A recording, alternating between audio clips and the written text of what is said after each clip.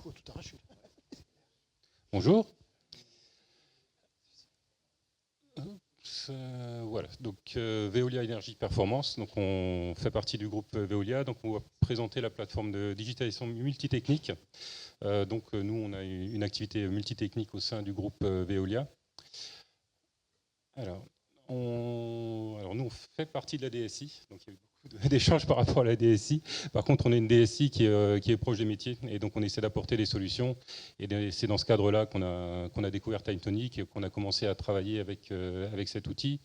Donc on a une activité de maintenance multitechnique, on est une BU parmi Veolia, donc on représente pas loin de 3000 collaborateurs, on est en croissance interne et externe, donc qui rejoint beaucoup des problématiques qui ont été évoquées ce matin sur les processus, les choses, les outils disparates.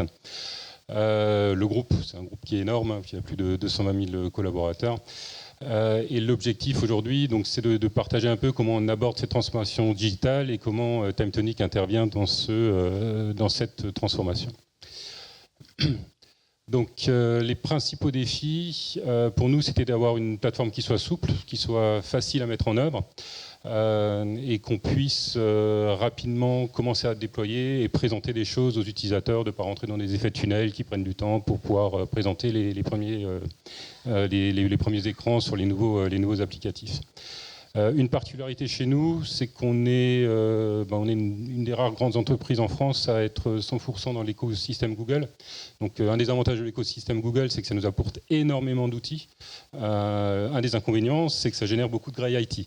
Je vous ai entendu parler de fichiers Excel, de base access, ce genre de choses. Dans l'environnement Google, il y a l'équivalent, et notamment un des outils qui est AppSheet et qui permet également de faire du no-code.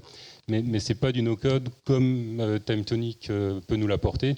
C'est des choses qui sont plus compliquées. Alors ça permet de démarrer rapidement. Après, si on veut aller plus loin, c'est très très complexe. Là où TimeTonic nous donne quand même beaucoup plus de facilité. Donc le but de tout ça, c'est d'avoir trouvé une plateforme qui nous permette un peu de transformer ces différents outils, d'arriver sur quelque chose d'homogène et vraiment de lutter de tout ce qu'on peut par rapport à tout ce qui est grey IT et d'éviter le risque d'avoir tout d'un coup un document qui contient des données très importantes pour l'entreprise et il y a un seul propriétaire. Alors, le choix de la plateforme. Donc déjà, la première chose, c'est le processus. Donc on est dans un grand groupe. Pour choisir un nouvel outil qui ne fait pas partie du groupe, c'est un processus qui est quand même assez long, assez compliqué.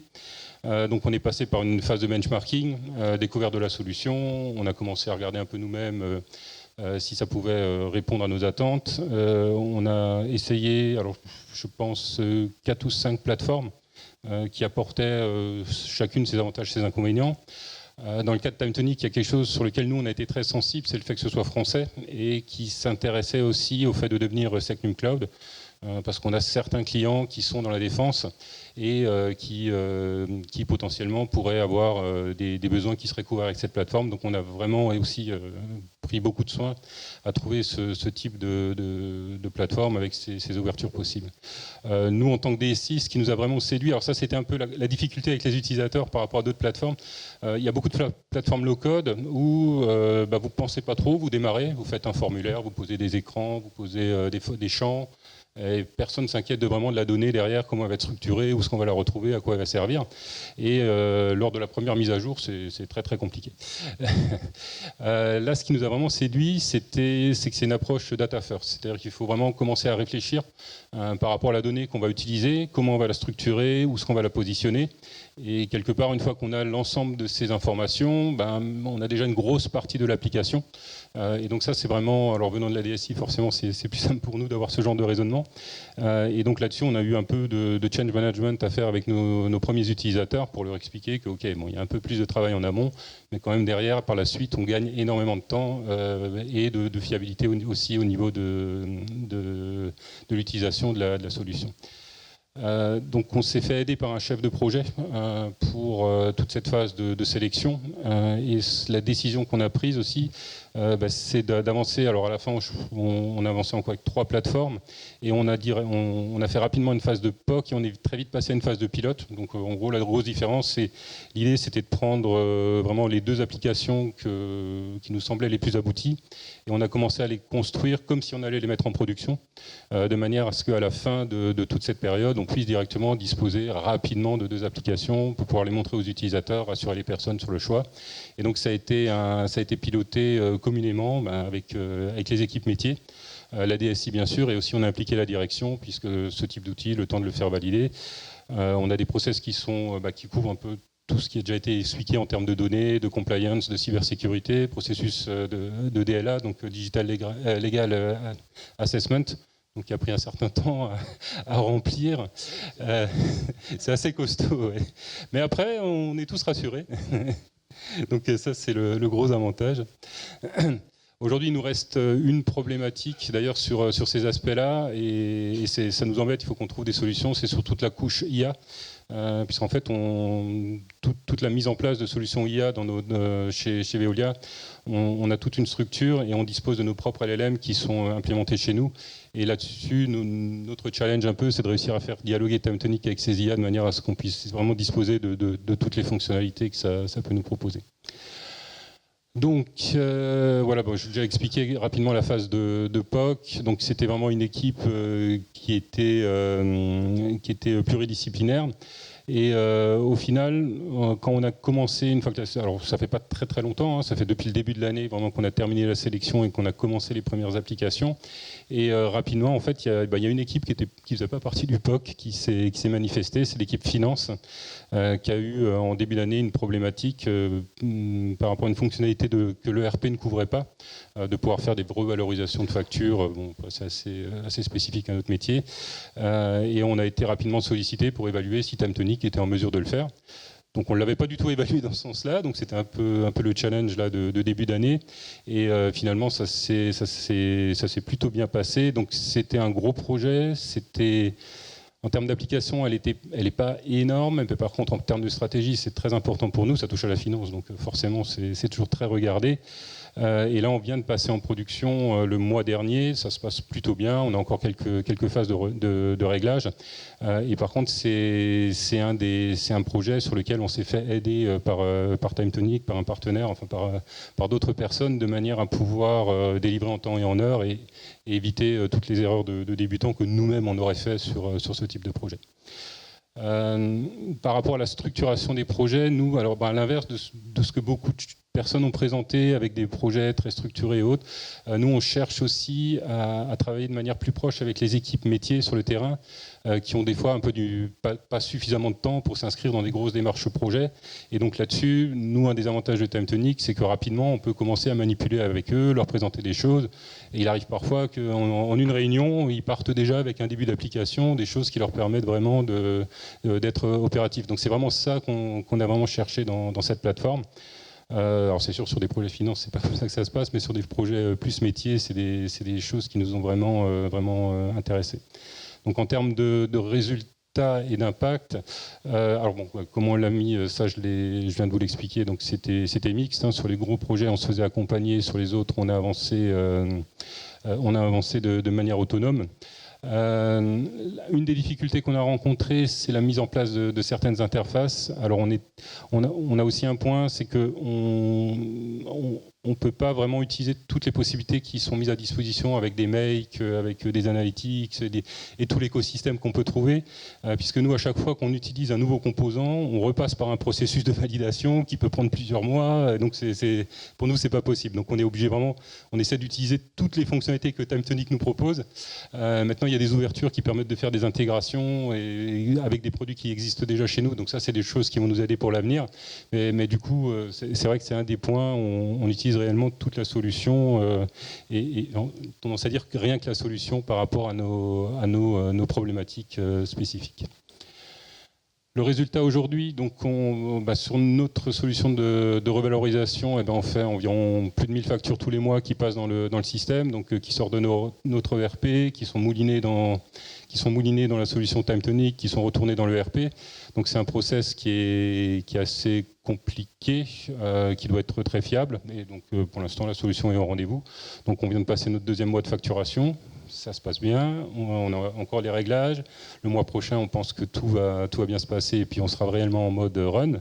Donc une fois qu'on aura passé le mode run, on va s'intéresser aux évolutions, puisqu'en fait, aujourd'hui, ce projet-là, il a vraiment plu à la finance et il commence à avoir plein d'idées. Donc ça, c'est toujours un peu le revers de la médaille. Donc plein d'idées, il va falloir qu'on s'organise pour le suivre.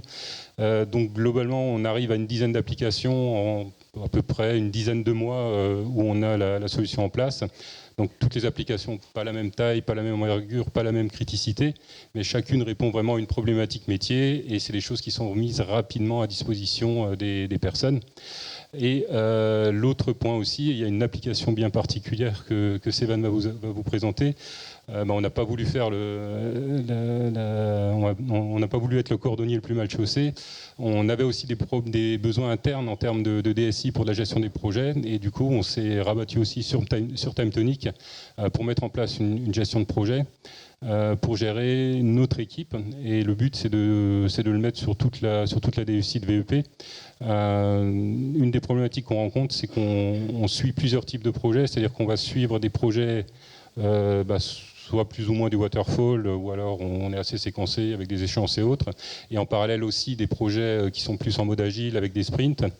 Et le problème, c'est que comme on dépend énormément de la disponibilité des métiers, on est obligé de mixer les deux. Et aujourd'hui, sur le marché, quand on essaie de mixer les deux, il n'y a pas beaucoup de solutions très souples. Et on a découvert dans TimeTonic différents modes d'usage qui nous répondent vraiment à nos attentes. Et puis c'est ce point-là qu'on va vous présenter. En termes d'évolution et perspective, donc un point qu'on n'avait pas identifié au début, c'est que ça nous sert aussi d'outil de prototypage.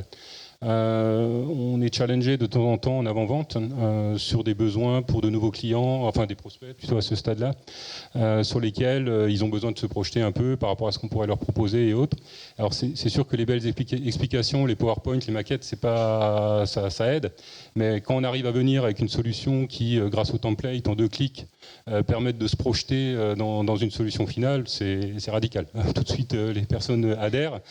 Bon, après, nous, on sait que ça ne marche pas complètement derrière, il y aura encore du boulot, mais en tout cas, nous, ça nous permet d'avancer, ça permet de rassurer aussi les prospects avec ce genre de solution. Au niveau des cas d'usage, aujourd'hui, il y en a plein. C'est-à-dire qu'on n'a pas encore vu des points sur lesquels on ne serait pas capable de couvrir avec TimeTonic. Pour nous, ça a été très intéressant d'entendre les différentes expériences parce qu'on a beaucoup de questions autour de la GMO. Puisqu'en fait on gère 4 GMAO à peu près,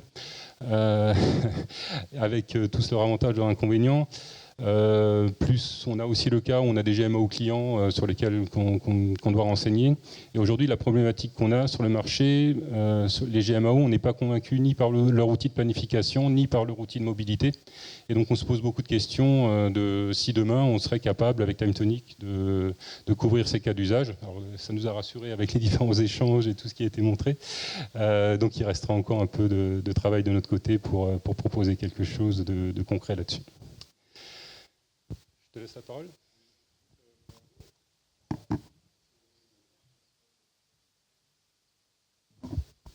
Bonjour. Ah, ça marche mieux. Ouais, merci. Bonjour à tous. Alors moi, je m'appelle Sévan Hams et ça fait maintenant 9 ans que je suis chez Veolia dans l'équipe SDAO. Et SDAO, c'est quoi? C'est tout simplement l'acronyme pour dire Services digitaux aux opérations. Donc, j'ai vu passer 4 GMAO, j'ai vu passer 2 portails clients, un outil low-code et maintenant TimeTonic. Donc ça en fait. Le meilleur pour la fin, tout à fait, c'est ça. L'idée du SDAO Center, c'est quel est le meilleur moyen de promouvoir l'outil? C'est de l'utiliser nous-mêmes. Donc l'objectif du SDAO Center, c'est venir intégrer notre flux opérationnel, notre gestion de projet au quotidien dans un outil. La petite spécificité qu'on a, c'est qu'on ne demande pas une gestion de projet, il faut être honnête, très carré, très pointu. Mais par contre, on a des dates qui peuvent bouger tous les jours parce qu'on a un client qui va nous demander une évolution, on a un contrat à déployer pendant 3 semaines, etc. Donc on avait besoin d'un outil où on est capable de mettre à jour un planning projet en 15 secondes. Et là, le SDAO Center est apparu et fait très bien le travail. Ouais, je vais regarder là-bas.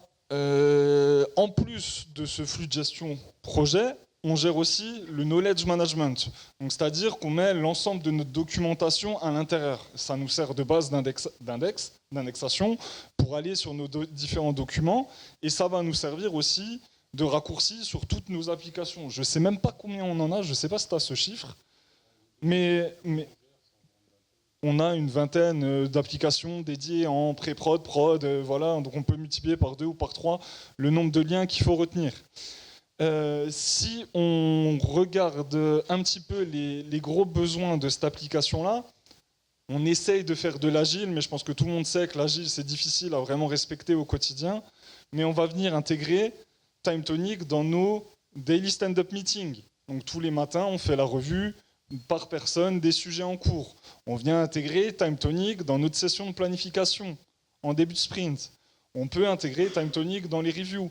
Et au fur et à mesure qu'on avance avec l'outil, on est aussi sur un mode itératif, on va venir y rajouter des nouvelles fonctionnalités. Là, on a quelque chose qui est dans le pipe, c'est de dire, OK, on veut commencer à voir les temps passés vs les temps prévus.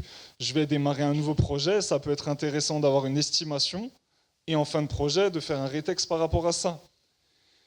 Le SDO Center, il répond aussi à d'autres problématiques. Moi qui ai vu beaucoup d'applications, qui a vu beaucoup de projets différents, j'avais besoin d'avoir 2 types de vues.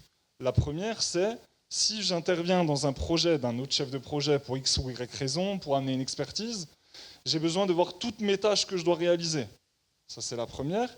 Et on s'est amusé à pousser le truc un petit peu plus loin avec un petit bouton pour aller créer un événement dans le Google Agenda pour pouvoir avoir en fait la vision globale et savoir est-ce que je peux mettre cet événement entre 2 réunions, etc. pour aller réaliser ma tâche. Donc le premier point, c'est OK, qu'est-ce que je dois faire? J'interviens dans 5 ou 6 projets, j'ai besoin d'avoir mon récap, je dois savoir qu'est-ce que je dois faire et pouvoir m'organiser en conséquence. Le deuxième, c'est je suis chef de projet, j'ai besoin de voir l'état d'avancement de mon projet. C'est pour ça qu'on a 2 sections sur la gauche, mes tâches et mes projets. La petite anecdote que je peux dire qui est un peu sympathique, c'est donc que maintenant, dans tous mes comités projets, j'ouvre TimeTonic, je monte le planning et ça fait son effet à chaque fois. Non mais quand je vous dis à chaque fois, j'ai vraiment un 100% de réussite. À tel point que cet outil-là, on commence à le réfléchir pour l'imaginer non plus DSI. La DSI, c'est la prochaine étape qui est logique, mais plutôt VEP. Donc là où on a utilisé des smart sheets, des Gantt dans Google Sheet, plein de choses, rien n'a séduit. Par contre, quand moi j'arrive avec mon petit planning sur TimeTonic, que j'arrive à bouger en 30 secondes 5 ou 6 événements, tout le monde dit « Ah, c'est bien, c'est joli, c'est sexy, ça marche, je peux avoir la même chose. » Voilà ce qu'on me dit à chaque comité de projet. Après, donc ça c'était ma vision à moi pour mon besoin opérationnel au quotidien. L'autre besoin qu'on a aussi essayé d'industrialiser, d'intégrer, c'est la vision de Christophe. Donc c'est d'avoir une vision manager, j'ai envie d'appeler ça, avec quelle est la répartition des charges actuellement dans l'équipe. Est-ce que mon équipe a une répartition à peu près cohérente, chacun a un bon nombre de projets, il n'y a personne qui s'ennuie qui s'ennuie. Et la deuxième, c'est est-ce qu'il y a des sujets bloquants? Est-ce qu'il y a des choses à faire avancer? Comment travaille mon équipe? Etc. Donc tout ça, on a réussi à venir amener une solution digitale, finalement, à notre besoin opérationnel. Après, il y a la partie saisie des temps, que vous voyez bien. Et on a beaucoup de chantiers en cours encore sur cet outil. On a, par exemple, l'intégration de la vision de sprint, parce qu'on a une équipe à la DSI qui serait intéressée de rejoindre, mais qui travaille plus avec la notion de sprint. On a l'intégration de la saisie des temps, j'en ai parlé. On a l'intégration de la roadmap aussi, parce qu'une roadmap, c'est un peu différent que juste voir une liste de projets, à plus long terme, à moyen terme, à long terme. Donc au fur et à mesure qu'on l'exploite, on l'améliore. Et du coup, on a intégré une réunion, on a toutes les 2 semaines une réunion de KM, de revue des documents, etc. Et de temps en temps, on se dit, allez, ok, on fait le point sur le SDAO Center.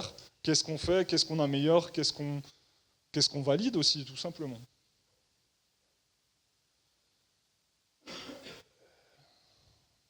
Pour conclure là-dessus, j'ai envie de vous dire que TimeTonic, c'est devenu une vraie trousse à outils pour nous, très honnêtement. Là où avant, on passait peut-être 3 semaines, 6 semaines des fois, à trouver un outil sur le marché, aujourd'hui, on peut sortir notre TimeTonic, on dit allez, on fait un prototype, on regarde si ça correspond, et dans 95% des cas, ça marche. Il faut être honnête. Il y a beaucoup de sujets qui vont arriver, comme on a parlé Christophe. Un des prochains sujets qu'on aimerait bien faire, c'est l'intégration de TimeTonic avec notre propre LLM.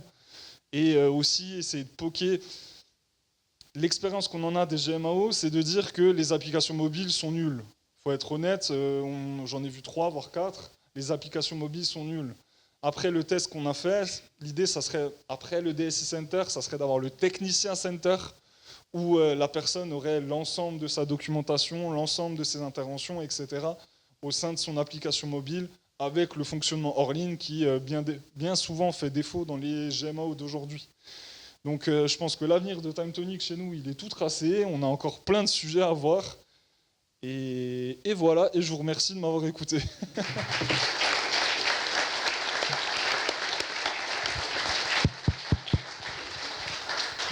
Merci beaucoup, Sevan, merci beaucoup, Christophe. Voilà, c'est toujours mieux quand c'est les clients qui le disent. Ça fait vraiment très chaud au cœur. Merci beaucoup. Et surtout, on est ravis parce que nous, on est des ingénieurs, on développe des outils et on essaie de penser une approche qui va permettre aux métiers, aux ingénieurs, aux directions de créer leurs solutions qui vraiment les aident au quotidien. Donc, ça fait vraiment très plaisir à entendre. Bravo pour ce que vous avez fait. Bravo pour le choix. Est-ce qu'il y a des questions pour nos amis de Veolia ? Oui, bravo effectivement pour cette belle réussite. J'avais une question, vous avez parlé tout à l'heure de LLM, donc quels sont vos futurs usages liés à l'utilisation de l'intelligence artificielle ? Nous, le premier usage qu'on en a, c'est quand on fait des inventaires de nouveaux contrats. Donc aujourd'hui, on a développé une application pour pouvoir aller faire l'inventaire, l'état des lieux. Donc quand on récupère un contrat de maintenance, je ne sais pas, sur les gestions des climatisations ou autres, par exemple. Donc la première étape quand on met en place un contrat, c'est d'aller sur site, d'aller faire l'état des lieux, le confronter par rapport à ce que le prospect nous a déclaré. Et à ce moment-là, on peut dire, OK, le contrat, on le prend pas, ou il faut mettre à jour certains équipements ou autre. On passe énormément de temps à faire ça. C'est indispensable parce que sinon, le point économique du contrat peut changer. Et là où on voudrait vraiment gagner du temps, c'est typiquement photographier les plaques, pouvoir, avec l'IA, renseigner les différents champs. Donc on avait fait des tests, on a vu que ça marchait plutôt bien avec la solution qui est proposée en standard. Par contre, avec la DSI Group, on peut pas juste mettre une clé OpenAI dans la solution. Donc il faut qu'on puisse faire des passerelles avec nos propres LLM. Donc on est en train de réfléchir à des solutions à travers les API. Ouais. En fait, les perspectives, elles sont énormes chez nous, parce qu'autant on peut aller sur le terrain de la maintenance, c'est-à-dire je vais aller faire de l'analyse de plaques signalétiques, je peux aller essayer de faire une maintenance prédictive, je peux aller faire plein de choses, autant je peux aller aussi du côté de la facturation, essayer d'aller sortir les infos d'une note de frais, des RIB, etc. Donc je pense que le champ des possibles est inimaginable. Je pense que le point de départ, ça va être effectivement de connecter notre LLM à TimeTonic, et après ça va dérouler tout seul, ça ne me fait pas peur. D'ailleurs, merci à Benoît qui nous a trouvé une solution pour essayer de connecter une autre qu'il va falloir qu'on mette en place sur 2026. Alors j'ai une question. Quand une DSI vous dit au métier en général, pas question d'avoir du no-code chez nous, qu'est-ce que vous me conseillez de lui répondre ? Ça sent le vécu. Ouais. Alors, on est mal placé justement pour y répondre puisque nous on a cherché une solution no-code. En fait, ce qu'il faut comprendre, c'est déjà pourquoi. En gros, quand la DSI dit non, c'est qu'en général elle a peur de quelque chose. En général, la plus grande peur d'une DSI, c'est d'avoir des utilisateurs qui commencent à faire des super produits et qu'au bout d'un moment, la personne qui a fait le super produit elle part, elle quitte, elle n'est plus là et du coup, on perd la connaissance, on perd la maîtrise. Donc, ce qu'il faut absolument faire, c'est aller exposer vraiment le projet, le pourquoi on veut la solution. Et en fait, ce que les DSI n'aiment pas, c'est qu'on vienne leur apporter une solution. En fait, ce qu'il faut leur expliquer, c'est votre besoin.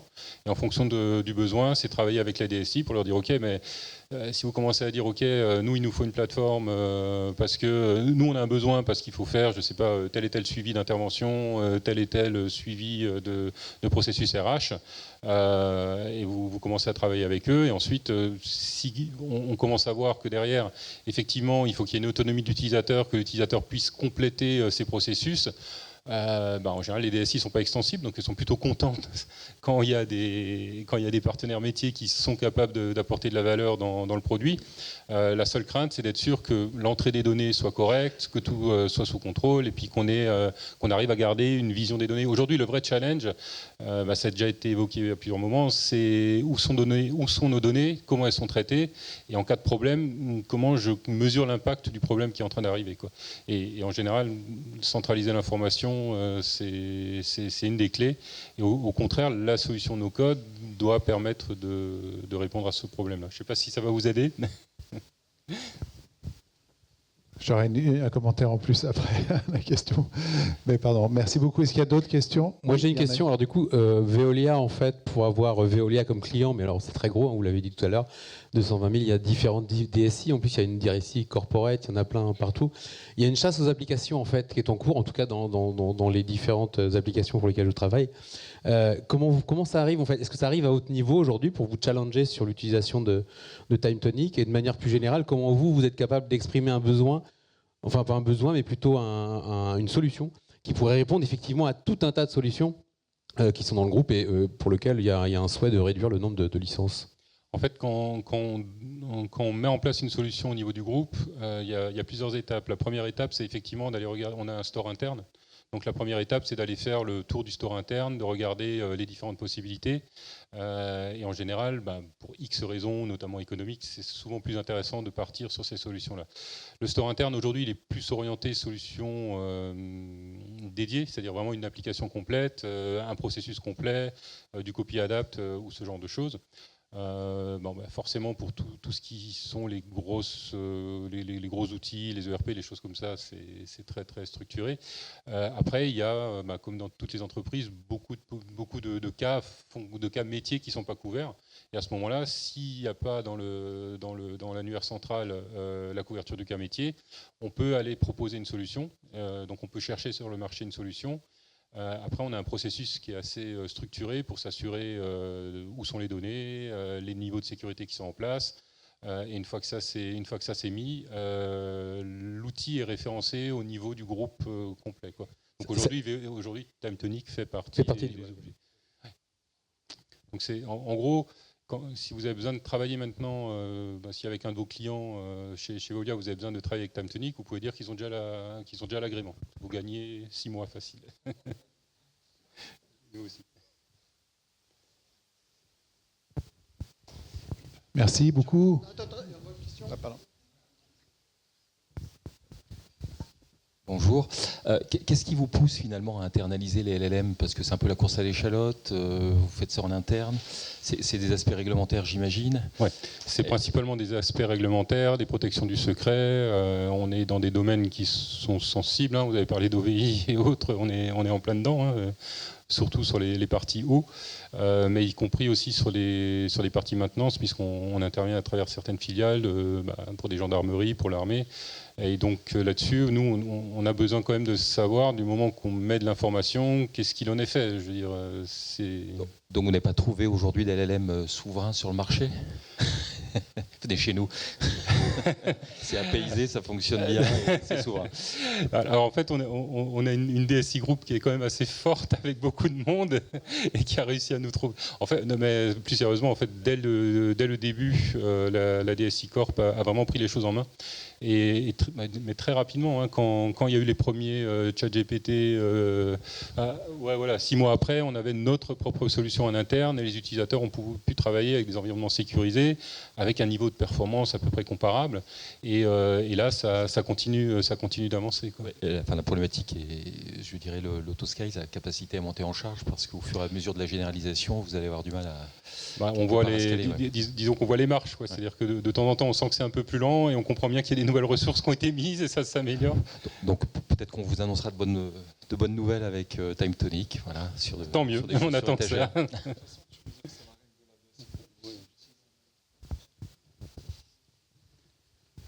Merci. Une autre question, Thierry? Non, je crois pas. Non. C'est bon. Super. Merci infiniment à Christophe et Stéphane.